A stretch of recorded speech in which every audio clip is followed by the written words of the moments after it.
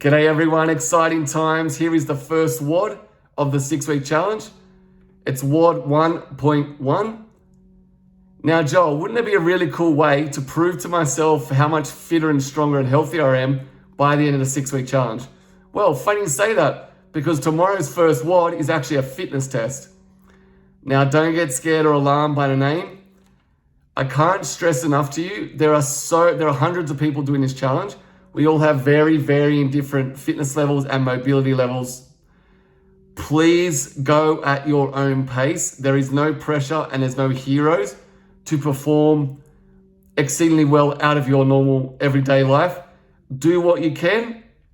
And guys, I will drum on about this over and over and over again. Form always trumps intensity. If you have to go slower to do full range of motion and better technique, like in all the videos that I've been showing you, please copy that technique.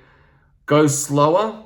I would rather you do less reps with perfect form than go really, really fast with horrible form. It's only going to lead to injuries and you're not going to get the benefits out of all the exercises. So guys, tomorrow's WOD is very, very, very simple. There are 10 exercises. You perform exercise 1. You do as many reps as you can of exercise 1 in the first minute. The second minute is rest. You get to chill out. Write down how many reps you just did of exercise 1. Now guys, exercise 1 is an exercise called air squats. There will be a link to a video showing you how to correctly perform a air squat in this post. Guys, do 1 minute of air squats. Count them in your head. When the minute's over, write down how many air squats you did on a piece of paper or in the notes on your phone or on a post-it or on the floor. After you have that rest minute, perform exercise number 2, which is hand release push-ups. You're gonna do as many hand release push-ups in a minute as you can. Let's say you get to 12.